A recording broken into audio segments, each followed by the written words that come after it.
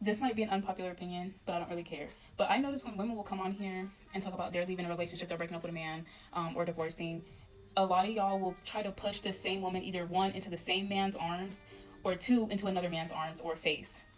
The comments will be like, if it's the men, it's not all men. You'll find the man for you. And with the women, it's the same thing. It's like, I hope you find the man that will love you. There's a man out there that will love you. Like, I don't know. Y'all don't ever push. I don't ever see people advocating for women to just be like, you just got out of the breakup. It's okay to be alone. Take some time to figure out what you really want. And if you want to date again, then go date. And if you don't, then you don't. Y'all be too quick to push women into another nigga's face to get used. Like, I can't stand that. Well, I mean, I don't see any problem with, them trying to push her back into the man's arm, because a lot of times these women are destroying their marriages and destroying their families because of their happiness, right? A lot of your women are initiating divorces, and one of your biggest reasons is because of irreconcilable differences, because just one day I just woke up and I just wasn't happy, right? I mean, we see many videos of this on TikTok. I left my husband. I left my kids, and I moved to a whole new city, a whole new state, rather. Just me, no one else. And I didn't move because I didn't love them, but I finally decided to love myself too. And so for years, like, I put myself on the back burner, just being a mom, being a wife, which is great, that's awesome. But, all this time, like, I was wearing a smile, but deep down, like, I wasn't really happy inside.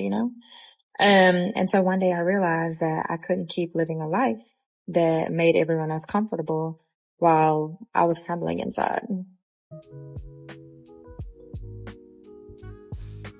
Guys, this right here is wild. I just made two videos about women prioritizing their happiness over their family, and other women encourage it. Other women champion that stuff on.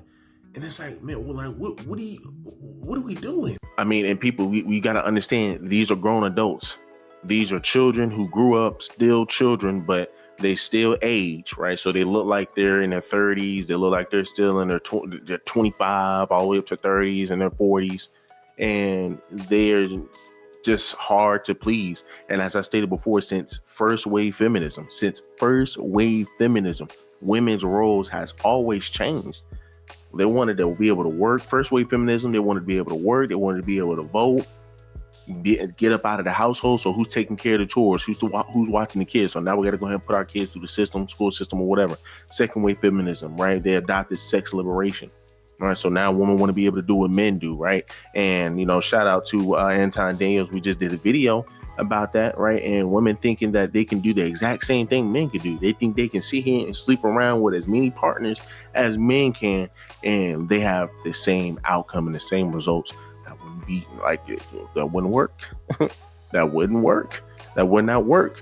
Right? When y'all women, or generally speaking, when a lot of your women sit here and cheat on a man, or if they just sitting here sleeping around with other men, statistically speaking, it is harder for you to be able to gain a connection with a man. The more bodies you have, right? The more meat you done took, right? And your coos, it's going to be hard for you to form a connection with the man.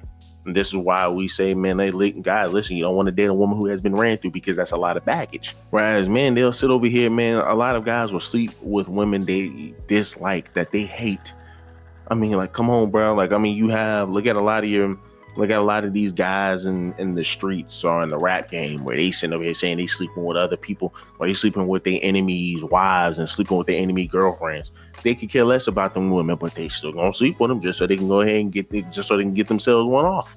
Men do not care. They can sit here and go through 1,000 women, but they will come back home to the woman that they love and take care of the woman, man. Make sure that the woman has everything that she needs. But once again, nobody's saying that, men should be doing this. But I mean, once again, this is just a double standard that women just will always disagree with.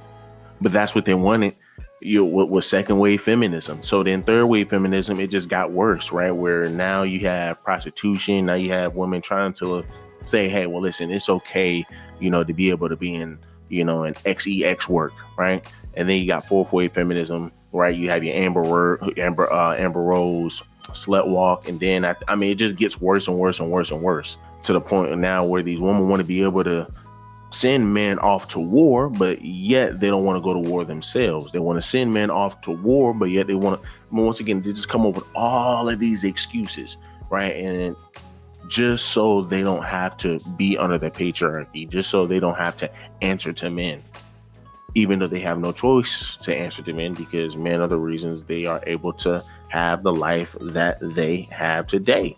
But understand, like, these are some grown children. These are some grown children, and they're asking and begging people to marry them. Oh, well, we're going to do it this way. We're going to have it our way. You can't have your cake and eat it too. It's either you're going to be a wife or you're not going to be a wife. And a lot of these women don't want to be wives, which is why a lot of guys are saying, as men, don't get married, because all you're going to do is end up getting married to one of these little children. And then next chance you know, you're going to be messed up because they're going to end up taking you for alimony. They're going to end up putting you on child support, right? But it's just not worth it. But sis is kind of wish-washy a little bit. But I mean, I one thing I will say is I definitely agree with her when it comes down to, to this post, because once again, these women will always try to change the roles, right? They don't ever understand their position. But let's hear what this sister has to say. I came across this woman who's saying her and her husband are having some issues right now. And she basically just explained how she asked him to help clean up the kitchen, and he doesn't understand, like, cleaning up the kitchen is not just putting the dishes in the dishwasher, it's wiping down and stuff like that. And how anytime she's been asking him for help with stuff, like with the kids and everything, he won't do it. Everything defaults to her besides working, because he's the one that works. And this is going to sound bad, but when you're getting married to somebody, I don't know what you guys have agreed to before you got married, but whatever you guys agree to once you guys get married, and you accept, hey, this is the role I'm going to play, that's the role you're going to play, and we're going to get married. Once you're in that contract, because marriage is a contract, you cannot change the terms of the contract and think the man's going to be okay with that. So when you guys first get married, if it's made that you're always the one to clean, it doesn't matter if you're tired of cleaning up. It doesn't matter if you don't want to do it. This is why the men get mad when you guys are asking them to do certain stuff, because that is not the terms of the contract that you guys agreed to. Are you free to change your mind as a person? Like, I don't want to do this anymore. Technically, yes, but when you're in the marriage, you're in the contract.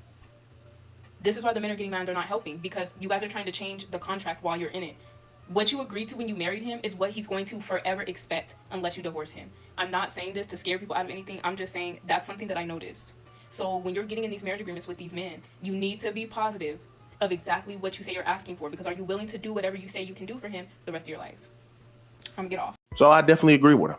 I definitely freaking agree with her, man. This is where a lot of, I'm gonna see if I can try to pull some articles up here, man. But when women get into the relationship, they get comfortable. A lot of women get comfortable. They get relaxed. This is where they pick up a bunch of weight. This is where they kind of start to lose themselves because they're just comfortable. So when you end up getting into the actual house, or you actually have to be consistent with your duties, now it's, oh, well, why do I have to do gender roles? Why do I have to do this? This is just something that men want to avoid by any means necessary. But then as you just keep on scrolling, and as you keep on scrolling, you will just see that this sister is no different than your other modern day women, because once again, you don't understand your role. You don't understand your place. And these women will always pick the piss poor man to be the representation of all men. And they want to say, well, this is the reason why I don't like men. This is the reason why I don't want to pick men, this, that, and the third. Just listen. I personally come to the point in my life that I'm done explaining myself to people. I'm done explaining my point of view to people. If you don't want to understand, you don't have to understand. But you're not going to be the fuck around me. I'll tell you that much. I'm done. I'm so over this shit. Like, I just came to a point in my life that as a woman, you're always going to be discredited. As a woman, a nigga's always going to say you being emotional and you're doing too much. When you want to stand up, when you want to stand in your truth as a woman, niggas going to always think you're doing too much. So guess what? I'm going to be doing too much, and you can get the fuck out of my face. This is where I'm at right now. Life is too short to be having somebody in my face or dealing with people that don't want to be aware of themselves. They don't want to take accountability. You literally, you could go be anywhere, but get the fuck from around me. That's fact. And I just gotta ask, man, like, what do y'all women mean by living in your truth, living in your purpose? Well, what are y'all talking about? But and guess what? Once again, you just allow these women to just yap away. They're just going to just spew out something, because if you ask them that, they're going to say, well, whatever God gives me, or whatever this, or whatever that. Man, listen, your job on this earth is to be fruitful and multiply, have some children, have some kids, man, be happy about life, die off, and that's it. But these women, well, I got more purpose in the world. Then what? Like what? Once you hit your 40s and 50s and 60s, what are you talking about? most of your people are going to be average people, right? So by the time you hit your 40s and 50s, you're not going to have the same mindset that you had when you were in your 20s. You're going to be in your 30s and your 40s. You're going to get older. And this little facade, this portrayal of being a strong, independent woman, that is going to dry out.